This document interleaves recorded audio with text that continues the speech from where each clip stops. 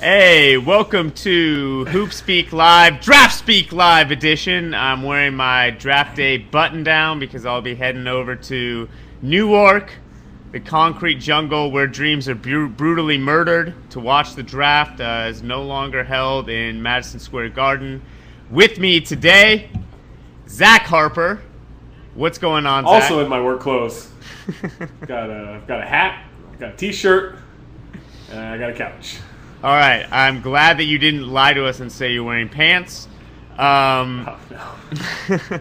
Ethan will not be with us today because he's eating a sandwich somewhere in Chelsea and has declined to fulfill his obligations and come on the show. How is he not at this alleged taco bar? If there really is a taco bar at this draft media thing, that's the place to be. A sandwich is just poor form. Yeah, I just ate like a 10:30 like kind of brunch, and I'm just saving up to just absolutely go to town on the taco bar. Yeah. I went there last year, and it was I got there towards the end. I wouldn't say it was the dregs of the taco bar, but it certainly wasn't, the first pick.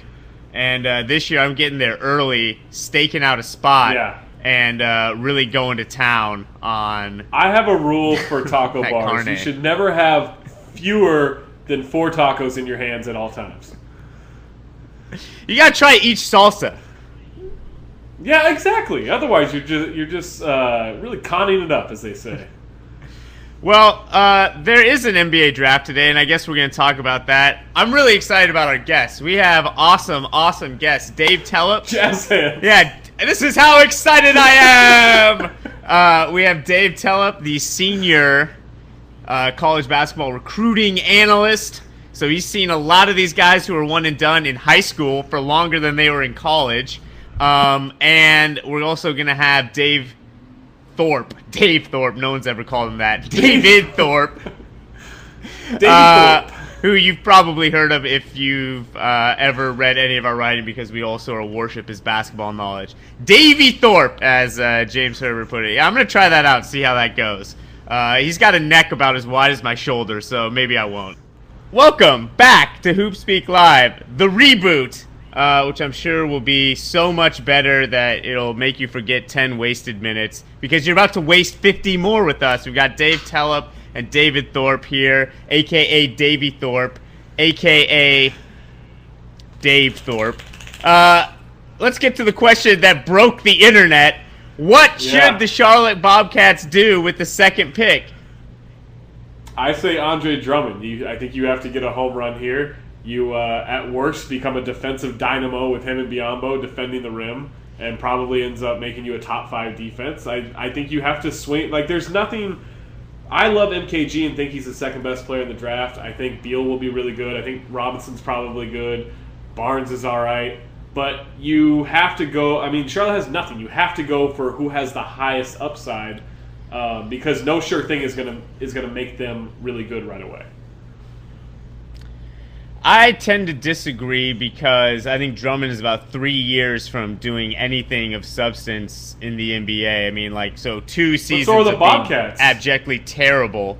Yeah, but in that time, think of all the things that need to go right for him in order for him to ever produce. In the meantime, you're just still going to be terrible. I think they should take Thomas Robinson. Super high character guy, super hard worker. I think he's going to be one of the great defensive power forwards in the NBA for a while. If he can learn to shoot, I mean, if he can really improve his shot, it's going to be. Andre Drummond shot 29% from the free throw line. He has very, very basic issues that I don't think have ever been addressed, because he's been so big and so overwhelming for so long, that I think you need to look at him more in the Bynum model, where it's 7 years before you're really going to give him big starters minutes and ask him for a lot. But don't you hope? Aren't you supposed to hire coaches and hire player development to fix that? I mean, shooting 29% from the free throw line is truly awful. However, it's very fixable. It's not like he's just going to kick the ball at the rim every time he goes to the line. You can fix a free throw stroke. You can fix it, and I think that it's something that if I were the Bobcats, maybe I would bet on myself, but I'm not willing to bet on the Bobcats, if that makes sense. I'm willing to bet on Rich Cho, and Michael Jordan's willing to bet on anything. Bango tango. Well put.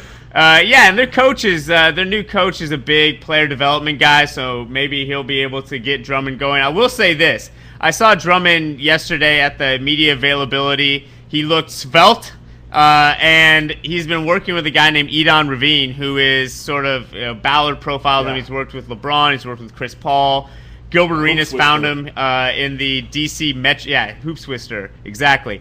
And he basically is doing things with him that Drummond has probably never ever done before, and these are like probably fairly basic drills. I would expect Drummond to be a little better than people think, but he's still scared the bejesus out of me to put him next to Biyombo, and you basically have two guys who can't catch in the front line.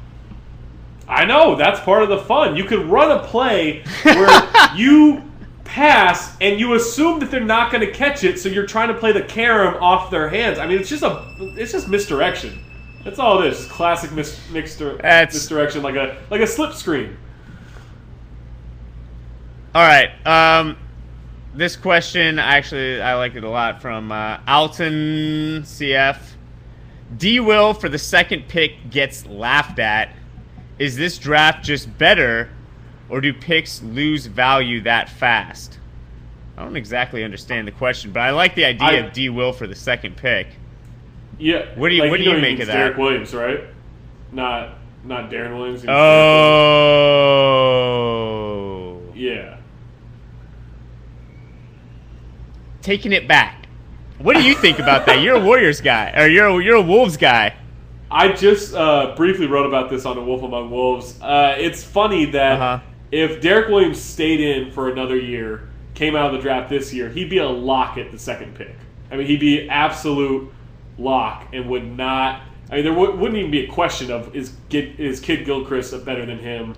But now, because he had a mediocre lockout shortened season, they couldn't get into the top 10 with him right now unless the team really had a specific guy that they missed that just didn't follow them and they wanted to get out and get value.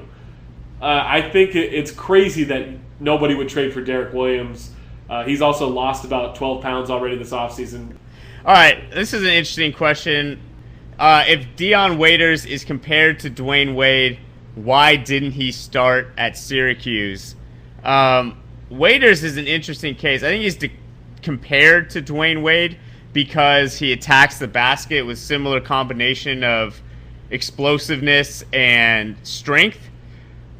So I think that's why he's compared. He's not actually anywhere near as good and will never be anywhere near as good as Dwayne Wade. Waiters, I don't think athletically is on Wade's level, and I don't think defensively he'll do the things that Wade has done. But he can get to the rim. And especially out of pick and rolls, he looked incredible at Syracuse. And for an NBA team, when you space the court out a little more, that is a very attractive talent. I think people get too caught up in comparisons where they say, oh, this guy's like Dwayne Wade. It doesn't mean he's going to be Dwayne Wade. It means he attacks and plays a similar style. Also, Wade didn't start playing at Marquette till he was 20. Like, he didn't just come in at 18 and start lighting. Like, he was in... Daryl Morey, go! What do you think about what he's done? Why just settle for 2 or 3 draft picks in the middle of the first round? Why not try to make a big splash and grab a superstar? That's what he's trying to do. That's what you need in this league. We can all pretend that Denver team and Philadelphia team and Indiana team, like it all matters and all has a chance of winning a title. It doesn't. You need stars in the league. You need a focus. You need a central figure in your organization to build around. And Houston doesn't have that. They're not going to have it with the assets they have. They're trying to decide between Lowry and Dragic as their 2 best players, which if those are your 2 best players, it's going to be hard to win in the league on a championship level because you can't just get by with Courtney Lee and Sam Dallenberg and all these other guys not being around a central figure. So, go for it. Make 100 trades tonight to try to get up to get assets to get Dwight Howard. I'm all for it. Yeah, I think that it's really interesting. Like, what do we criticize Daryl Morey for? Like, kind of doing these like knick-knack small things accumulating, and he's taken the long view, which is what we always say GM should do, is that they're pulling the trigger too much, except in the case of Andre Blatch, who they decided to wait way too long for. The general criticism of GMs is that they're not being patient enough, and Morey has been very patient. He came in with this situation where he had terrible contracts on the books for 3 years. He had $40 million tied up in Yao and Tracy, basically, for 3 years. And when that got done, he started dumping and figuring out a way to put out a competitive product with batting stance G. I don't know. I have no idea who that is. To put out a competitive product while at the same time accumulating these assets. And the big question is whether or not he can finally get the big deal done. It reminds me sort of LeBron, where it's like, you can't be a good player until you win a championship. Like, you can't be a good GM until you win a big trade, like the huge trade. And then after that, everything else will look so much better. Yeah, and it's I like the LeBron comparison because, it seems like the blogging community loves Daryl Morey and holds him to this high regard, and the general public seems like, he's not that good. He hasn't done anything as a GM. He hasn't made a super team or anything. And at a certain point, like, he does have to put this together, and he does have to prove, the analysts to be right that he is a very good GM. But that's not going to happen without him taking chances, and I don't know if that means that he has to learn a post game or acquire a post player, but they've got to do something to make that. What you're saying is that he needs Hakeem Olajuwon. If he could sign Hakeem Olajuwon right now, that would definitely be an upgrade. All right, well, we've finally got our first guest here after our technical difficulties on our end. Let's bring him in from ESPN, from the world of college recruiting. He knows these guys in and out. Dave Telep. Gentlemen, thanks for having me. How's it going, man? Yeah, thanks for coming on. So let's jump right into it. One thing I think is really interesting is, a kid might be recruited for 3 years in high school, and you kind of get to know him in high school, and then he only plays 1 year at the college level, and he's in this new environment, and there's all these new variables. How do you weigh what you see in high school versus what you see at the collegiate level? Well, I think what's happened, Beckley, since we see these guys so much, is I don't find that these guys are changing a ton. If you look at the first 5 or 6 draft picks, a lot of the questions that we had of these guys in high school are the same questions that are being asked of them on the college level. Can Michael Gilchrist score? Is Harrison Barnes going to be able to get to the basket with athleticism? To me, the guy who's improved more than anybody else and really changed who he is Thomas Robinson, because he was not a scorer coming out of high school. And obviously the year that he had at Kansas last year, I don't want to say it came out of nowhere, but it certainly was the most surprising thing that anyone's done of the first 5 or 6 draft picks.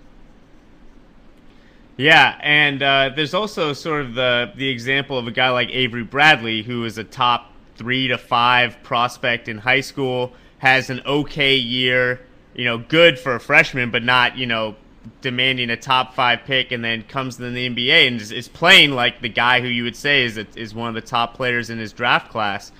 If a kid, like, let's say, I guess Harrison Barnes has kind of come back to where people expected him to be in the top 5, but if a kid is maybe Austin Rivers is an example of this, who really dominated in high school, came into college up and down, mostly positive. Do you look at that and say, well, he killed it in high school, he was one of the best kids in his class, that should weigh into how we think about what he did as a collegiate?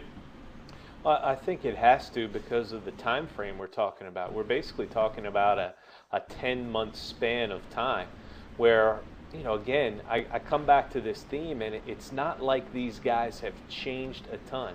Austin, coming out of high school, was a scorer, a volume shooter from the perimeter, and a guy who was very confident in getting his shot off. None of that changed across the landscape of his freshman year. We knew going in he was going to have to do some things defensively to change, and he's never really been asked to play defense. I think that experiment was, Okay.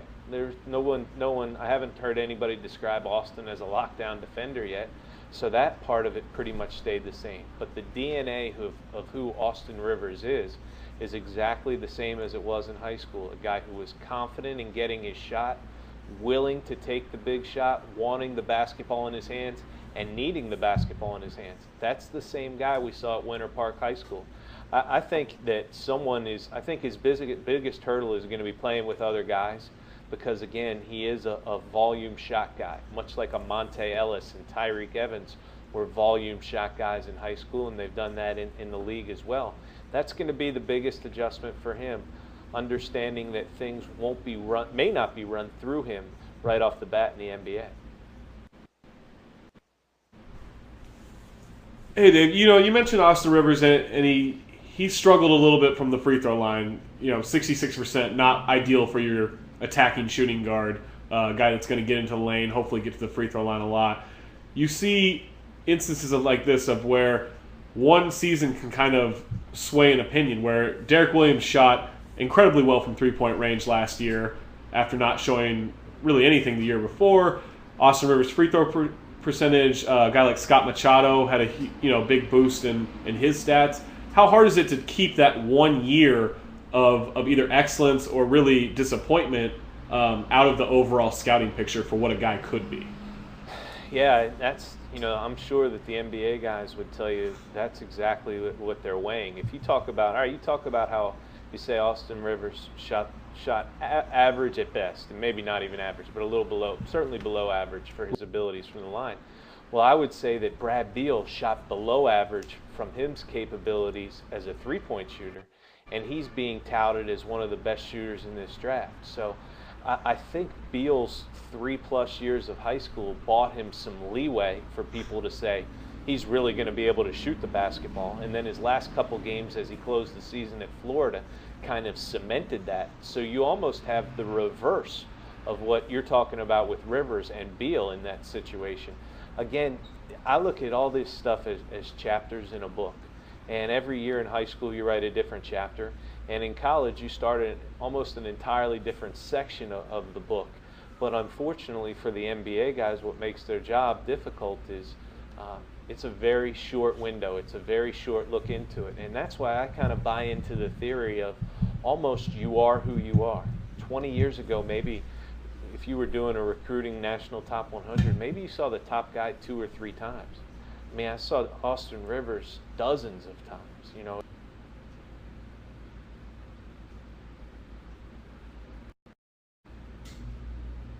Hey, Dave. Oh, sorry. Sorry about that. Sorry the about game's that. just changed. Yeah. Sorry, we had a quick freeze there. Sometimes that happens here. A guy who I'm really high on and I think is being undervalued probably because of the knee is Quincy Miller. He looks like he can really be a dynamite pro. His footwork is pretty far along for someone his size and his age.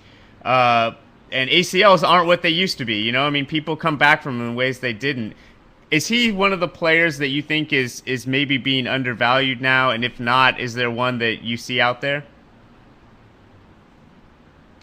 Well, I think with Quincy Miller specifically, he needed more time to establish his resume, because he's always been a guy that is rated unbelievably high on the prospect meter.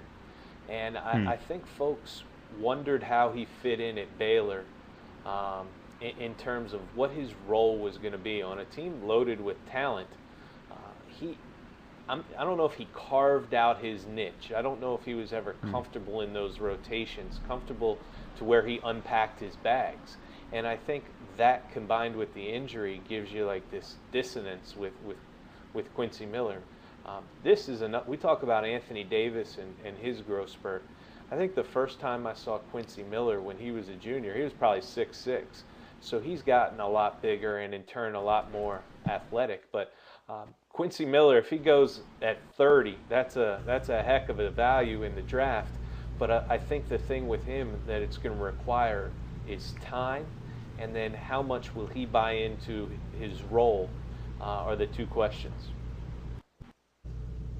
Yeah, I think with me, I'm a huge Quincy Miller fan, but it almost, at least in terms of circumstances, the way it's hurt draft stock, it kind of reminds me of Bill Walker at Kansas State. With a guy like Q who was so good in high school, I mean, all these guys are so good in high school. You kind of talked about this earlier, but is it hard not to really factor in a ton what they did in high school? Because after all, they are playing against high school kids. I mean, we all remember the tape of Al Jefferson, posting up these tiny 6'1" centers in Mississippi, just dominating. I think it's easy to look dominating when you're so physically imposing in high school. Is that hard to kind of get out of your mind? Or I mean, I know you said it's like a chapter, but it does seem like it can sway you, especially with someone like Austin Rivers. It definitely can, but again, it's one facet. Al Jefferson against the 6'1", like Jonathan Bender, you guys were talking about him earlier. Yeah. He's on one of the 5 worst high school teams I've ever seen. Jonathan Bender had a bad one. Travis Outlaw had a bad one. I could have played on Anthony Davis's high school team. So that kind of stuff, when you see Al Jefferson, and I've seen Al Jefferson against 6'1" guys, and it's almost like Lilliput and Gulliver and those things where they're more of a menace than they are anything else. You can't judge a guy like that. But in today's climate, you get Al Jefferson in some camp settings, you get him in some AAU settings where you can certainly ascertain what his talent level is. You want to make sure that the motor's running high at all times. When it needs to be, when you're on a stage like that. And there were guys. Part of the evaluations that go into this is who shows up to play every single day. Who's got the motor? Is Al Jefferson going to walk out there against the 5-foot guys and put up 5 points and 4 rebounds, or is he going to go get his 20 and 12 and sit down and watch the third and fourth quarters? That's part of the DNA of who these guys are. Some of these kids don't approach every game with the same intensity, so you don't believe in them. If you believe, Jared Sullinger, you can call him below the rim, or you can have questions about whether he's going to be a guy who can score against legitimate size in the NBA. But the one thing you can't question about Jared Sullinger is the effort and the intensity he's going to play with every single time. And that's not going anywhere. And sometimes when you're more prospect than you are player, you're stuck in that world, and it follows you from high school to college and into the NBA. Yeah, that's a good point, and one that I think is a big part of why people have stuck with Bradley Beal even when he couldn't shoot that well during the regular season with Florida. He seemed to still really engage on defense, still rebound, and still try to do what his coach asked him to do. I didn't see enough of him. I'm not in love with him, but it seems like the whole draft is end up with him and who's going to move around to get him. Explain the appeal. Sell us on Bradley Beal if you're sold yourself. Sure. I'm definitely sold. I hear people talk about so-and-so is the best worker in the draft, the hardest worker. The 2 guys that really stand out with me are hard workers are actually Barnes and Bradley Beal. I've been around Bradley Beal enough in some random places where you can ascertain what a guy's doing when the lights aren't on and what his preparation is for everything. And this guy, I think Jay Billis said it best when he calls him a mature player. Dan Dockich said it the other day on our draft show. He called him an adult in Florida's backcourt, and that's really what he is. His approach is even keel, it's steady. We're talking about a guy who's been a nonverbal kid for a good portion of his basketball life, and he becomes the captain of USA basketball. This is a guy who is mature. He's a two-way player. Not all these guys are two-way players in this draft. Billy Donovan and Norm Roberts, when I spoke with them last year at the beginning of practice, and they said there's not a guy who's ever come in here and picked up our defensive stuff quicker than Bradley Beal. This kid pressed all year long, and he had some guys. He took the 3rd most shots on Florida's team. If you think about that, Irving Walker and Kenny Boynton clicked off far more shots than Brad Beal did. He was the 2nd leading scorer, and on a team with Patrick Young, led the team in rebounding. I think you're looking at a very complete 2-guard with a great head on his shoulders, a mature way about him, and very, very competitive. Those stats you just gave out, Beal, are kind of astounding. Just the fact that, one, that he wouldn't shoot the most on that team, and that he would rebound more than Patrick Young. So let's say you're the Charlotte Bobcats. You pretty much have nothing in terms of long-term prosperity on your roster. You need a guy to really, to really get the franchise going. I talked earlier about why I would go for Drummond, for just really the home run effect if you connect. Beckley said Thomas Robinson. You just talked about Bradley Beal. There's Michael Gilchrist out there. You're Charlotte. Who do you take number 2 to kind of get your franchise going? Well, obviously the Bobcats' best player is in jeans and a polo shirt tonight, drafting the players. Awful jeans too. It comes down to 2 guys for me. And I buy into the Gilchrist and the culture thing. I've bet against Michael Gilchrist enough times to know when to stop. And I wouldn't want to be the team that passed over him, because all you're getting is a rock-solid, steady guy. You mentioned Drummond. The risk-reward for the Charlotte Bobcats is just too significant given the state of their franchise. I think Andre Drummond should be the second-best prospect in this class, and we shouldn't even be having that conversation. But he's never given you enough to sway you, to allow you to make that statement with really any kind of confidence. That I'll look at this in 5 years from now. If you tell me Andre Drummond is the first or second best player in this draft, I'm not going to blink. But I don't have the guts to just throw it out there, because he hasn't given me that to believe. For me, it comes down to Beal or Gilchrist. I think these guys are extremely good players, very safe choices. I think I would go with Brad Beal, and I would send a written formal apology to Mike Gilchrist and tell him not to try and bust us up when he plays against us, because he will remember it. And I'm just personally tired of ranking him 3, 4, or 5 and having him come back and just win basketball games. If intangibles are a skill set, and I think they are, Michael is deficient in some things from a scoring standpoint, but as an intangibles person, he's completely off the chart, and there's great value in that. Having said that, I'd close my eyes, reach into that bowl, pick Bradley Beal's name, and know that I got a guy who's going to play in the league for 10 or 12 years. Yeah, and they could really use some size in the backcourt. A question I have about Drummond. I saw him in person yesterday, and he said that he'd lost about 20 pounds. It really sounds like he's been doing an impressive amount of work between now and when the season ended in stores. And to me, watching him, he always looked like a kid who hadn't been really coached in like the details of of individual work in a way that he could have in the NBA and is getting right now with his trainers and what he's doing. He's 18, second youngest player in the draft.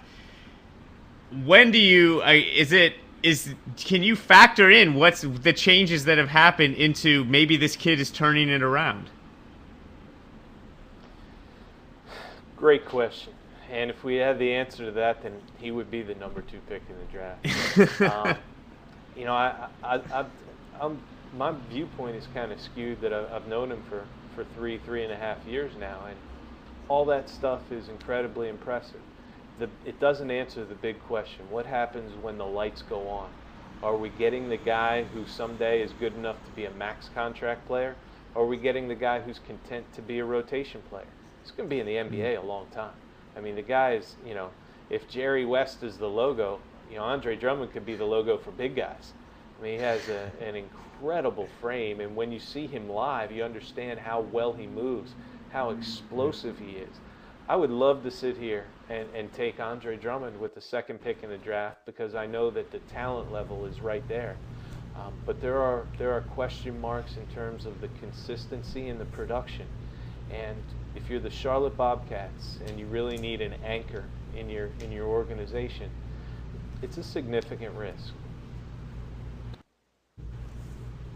Dave, there are two players in this draft with the last name Jones that are both intriguing and completely frightening. There's Terrence Jones and there's Perry Jones III. who impresses you more now, and who do you think will impress you more 5 years from now? Wow, that's probably the most difficult question I've gotten in the last couple of days. Who impresses me more now? I am more impressed. I would probably say I'm more impressed with Terrence Jones now, and I would take Perry Jones, all things being equal. But I've said this before. I take Perry Jones with no illusions. He's not a franchise player. He's not. He's a good NBA player. I don't think he'd ever be comfortable in a role that a Dwight Howard occupies in Orlando, where the whole thing is built around you. I think while he may have that kind of talent, inside him, that's just not who he is. So I'm fine with Perry Jones. I understand what he's going to do. I think he's going to be a solid starter sooner than later in the NBA, and I'm fine with him. But if you're drafting him at the number 4 pick, and you think, boy, in 3 or 4 years we're going to be talking about a max guy, those are where you get in trouble. And with the comparisons, I just think that he does have a little bit more room to grow. I'll happen to think Kentucky's Jones is one of the more versatile guys in the draft, and I have no problem with Terrence Jones. You get him, 15 to 25, you're getting a pretty good value at that point in the draft. You mentioned that Perry is not a guy that wants to have everything built around him. Some people would look at that as weakness and not wanting the limelight, but isn't that a guy that accepts that kind of supplementary role? Isn't that kind of a strength to have, a guy who seems to maybe know where he fits better than trying to take over and be the man? Well, I think we see that in Tyson Chandler. You see a guy, I think definitely not necessarily how they play, but in what's the life cycle of the player that is Tyson Chandler, to come in looking like, physically a guy who's going to dominate the league or could have a significant impact. He's evolved into a very good starter and a valuable piece of a team.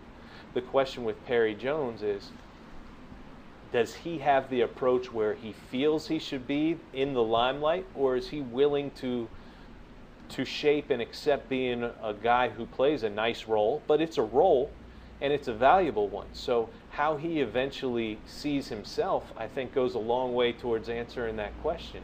And I've heard him in some interviews say where he wants to be the guy, and I don't know if he's just interviewing that way or if he truly feels that way, but in knowing him and kind of assessing his personality, I think he's more passive, and I think that at the end of the day, on a team with good players, Perry Jones isn't going to cause any trouble. He's going to go out and he's going to play his role, and I think be a good, solid player in the league. Being here in Minneapolis, they've worked out a guy, Miles Plumlee, twice and seem very interested in him, except they pick at the end of the second round. He's projected to go much higher than that. Does a guy like Plumlee, his size and his athleticism is impressive, but does a guy like Plumlee really show value to an NBA team, or do you look at him as he was a disappointment in college based on coming out of the All-American game from high school, and maybe he's already hit his peak? Another good question. I think that when you've been in school that long, I think the book reads pretty solidly at this point. Again, one of the big differences between now and 20 years ago is that 4 years of high school is under the microscope. You're establishing your DNA. Then you go to Duke and we see who you are.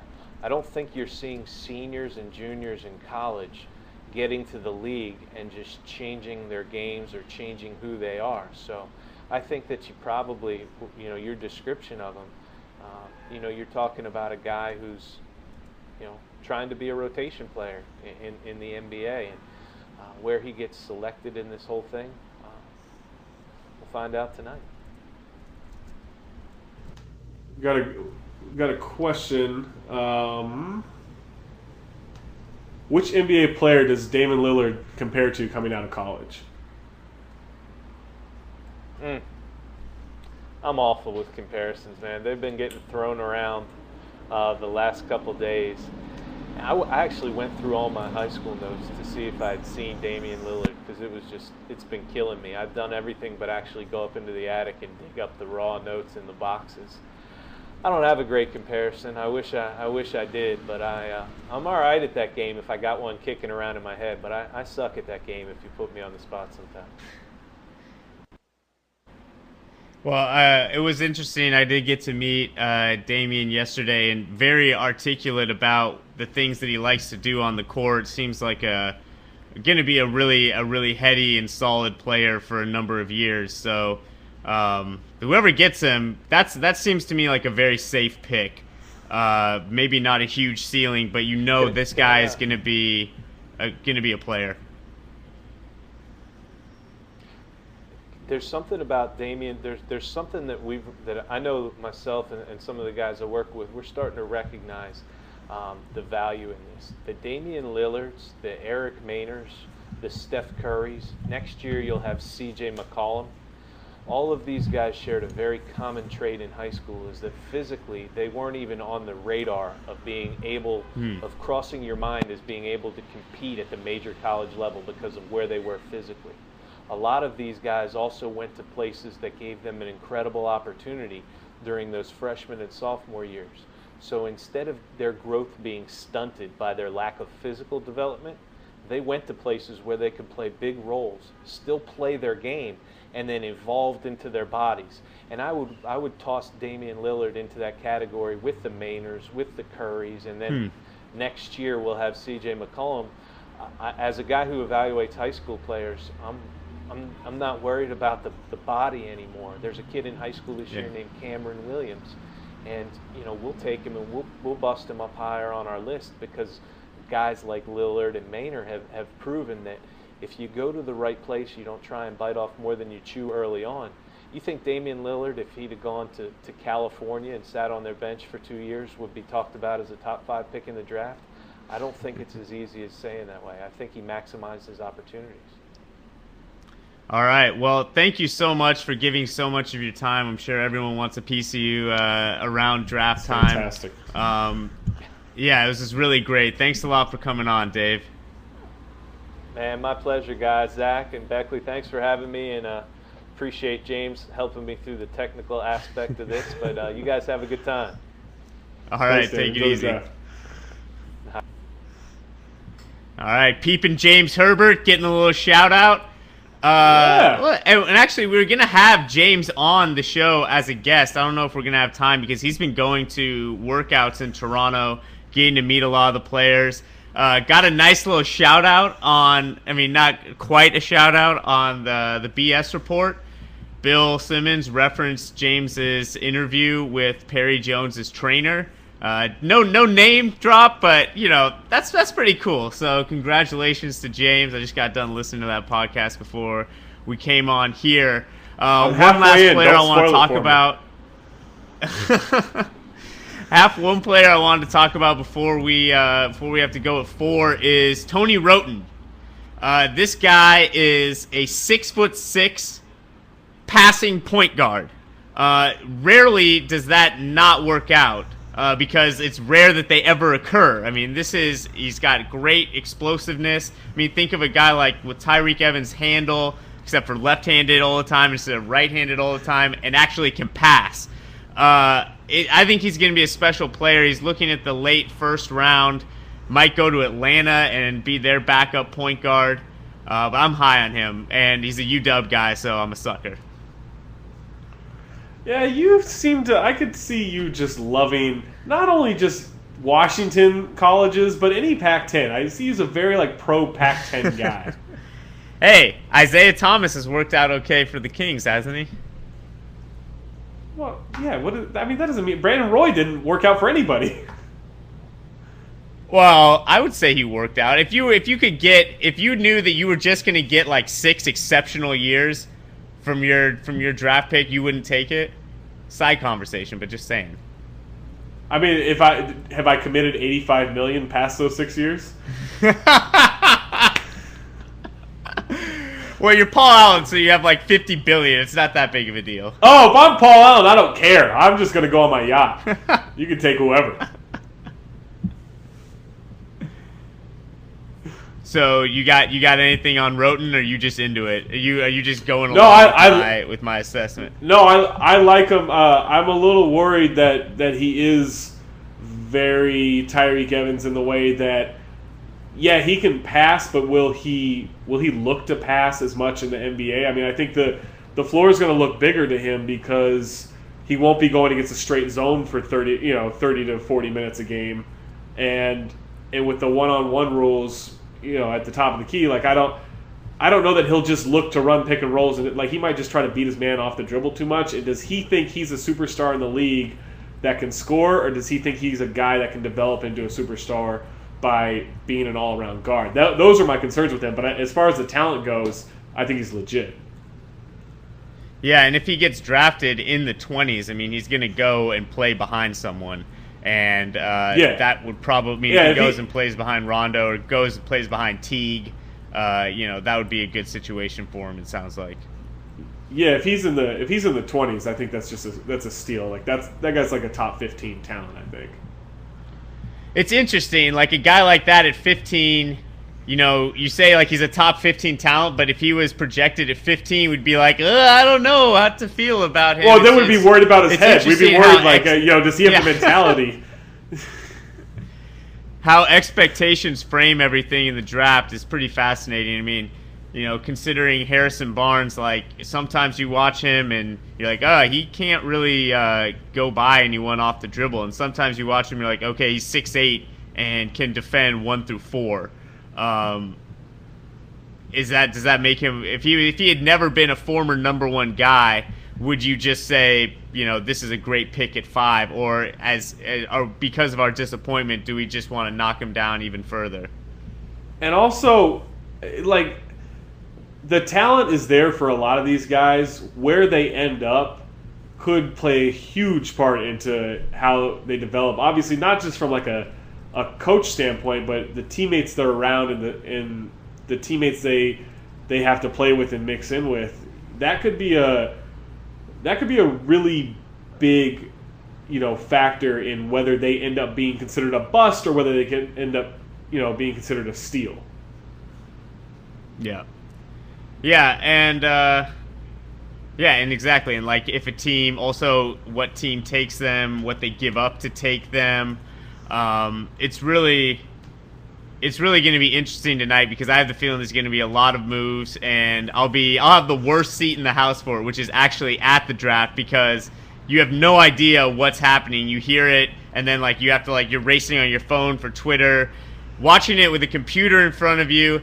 And on the big screen is by far the best way to do the draft. But I like to see these people's weird families in person. Does that make me creepy? And especially, no, that's very creepy for one. And especially with this new fad of fake Twitter accounts, you're going to be screwed. Yeah, there's Talk Hoops is a tough one we could add maybe a dash in between. But like Beckley Mason, no one knows how to spell that anyway. I think we should start putting our sites lower and just using fake Twitter accounts to troll people, like Ethan Strauss or Sherwood Strauss. You just switch the A and the U. That one, I don't think anyone would catch on to. You could just troll Ethan endlessly. It'd be fantastic. I'm all for trolling Ethan at really any time. We could just make it about Ekpe Udo the entire time. He would go nuts.